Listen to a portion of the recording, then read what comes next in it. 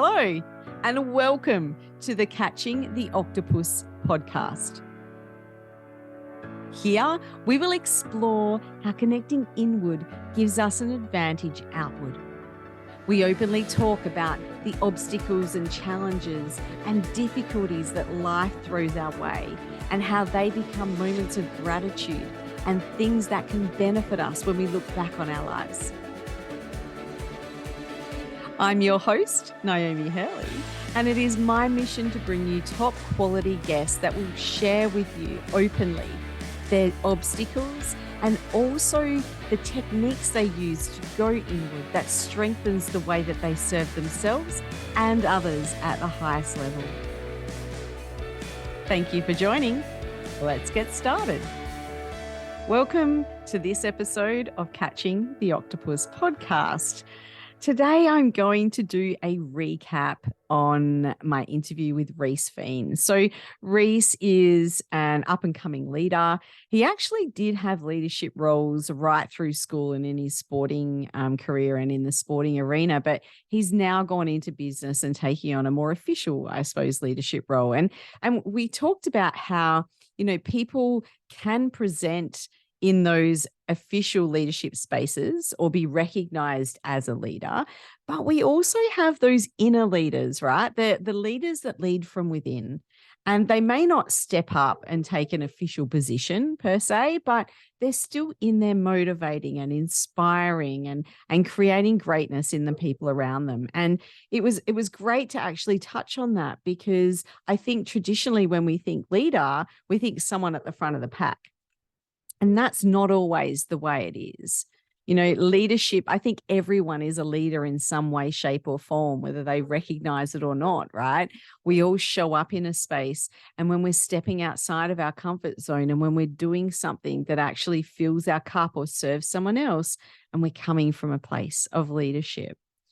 So some of the key aspects that Rhys talked about for maybe some hints and tips for upcoming leaders, and also can help us older kind of leaders as well from time to time, is starting with give it a go, right? Like, I went through a corporate career, and it wasn't till later in my career, until I turned 40 and went through that stage. And I thought, this isn't exactly what I really want to be doing anymore. And so I started my business and went into that space. But, people can do that at any age.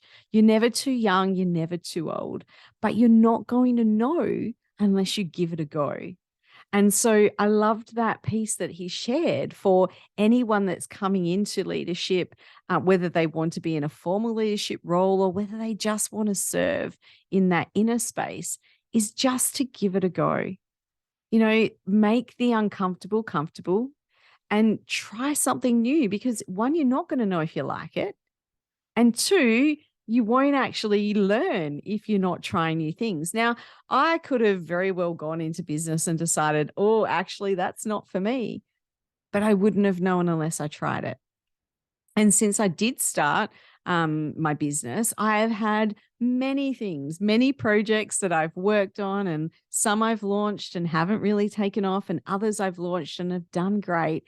But it's giving it a go that's given me the knowledge and the inspiration to be able to keep moving forward.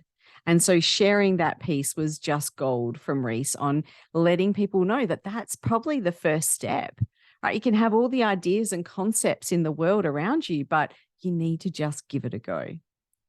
He also mentioned the word consistency. And this resonated with me, because consistency in the way that we show up and in what we're doing is key to being able to get to a place where we're achieving our goals and achieving the end game.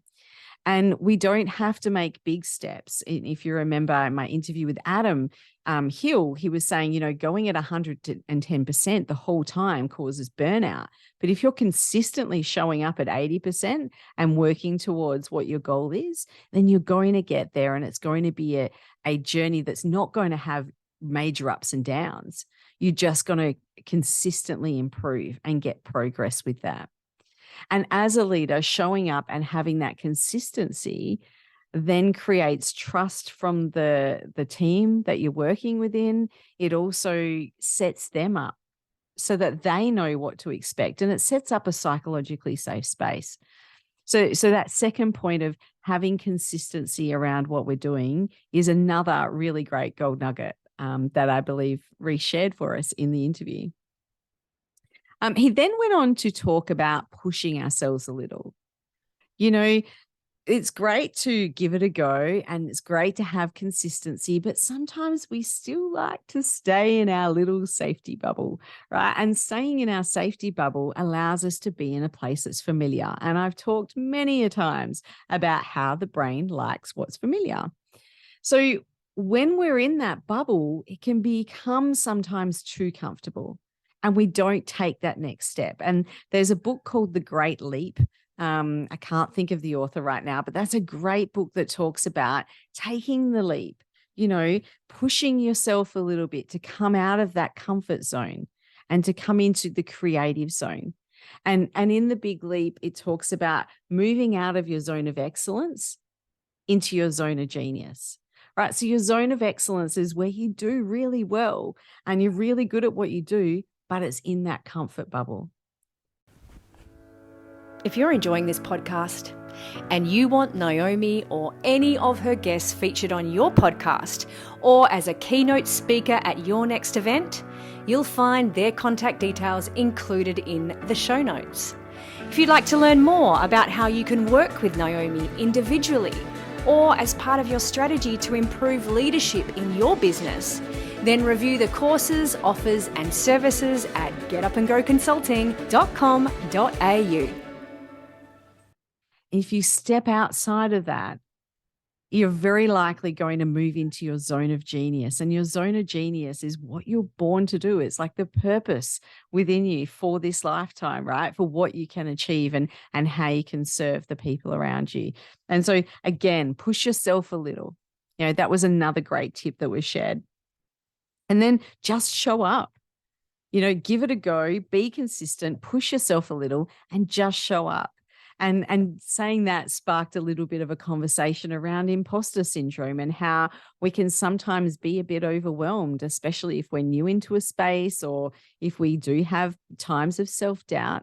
But everyone's winging it at some point, right? We don't all know everything. The more we know, the more we realize that we don't know, right? It's just a part of learning and growth. And just by just showing up, is that step of, giving it a go and coming into that place of being able to learn and grow and deliver and not having probably expectations about how it's meant to be, just flow with it. And when we're talking imposter syndrome and not having everything and going into that space of just winging it. The great example that I've used is the Prime Minister of Australia, right? Our current Prime Minister had no idea how to be Prime Minister. And whether you think he's doing a good job or a bad job now, regardless, he still went in there. He gave it a go. He shows consistency. He pushes himself a little, but most of all, he shows up. And he just does the best that he can do at that point in time. And that's the same for someone that becomes a CEO for the first time, someone that owns a business for the first time, someone that gets a job for the first time, for your first job, someone that has a child for their first time. And it was like me, there was 10 years between my children. It was like showing up for the second one was just like the first, right? It was too big a gap. I forgot what it was like, but just showing up and just having that confidence to push yourself a little is really important coming into leadership. And then we talked a little bit about wellbeing. Rhys spoke about the importance of exercise, and he exercises, 6 times a week. And he said, 150 minutes of exercise a day is what is recommended for us just to function. That keeps our balance, that keeps our mobility, does a whole range of really great things for us. So finding a way to look after your body is a really great way to come into a place of well-being for your life. So looking at the fuel that you're putting in there and looking at how often you're moving it. And his work-life balance is balanced up with, showing up and giving and serving at his highest level in the workplace, in his business, with the sporting that he does and the corporate work and the disability work, but then also going and giving himself that time to exercise, to eat well, to catch up with family and friends, to plan with his partner on what their life looks like financially and goal-wise. And a key element of something else he said is giving yourself something to look forward to.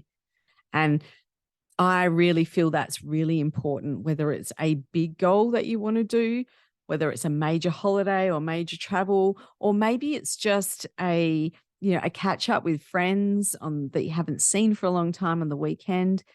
Regardless of the size, having something to look forward to is really important in helping us getting through the grind sometimes. Because although we talk work-life balance, and for me, it's kind of a counterbalance, right? You're 100% there, then you're 100% there. That's kind of how it should be.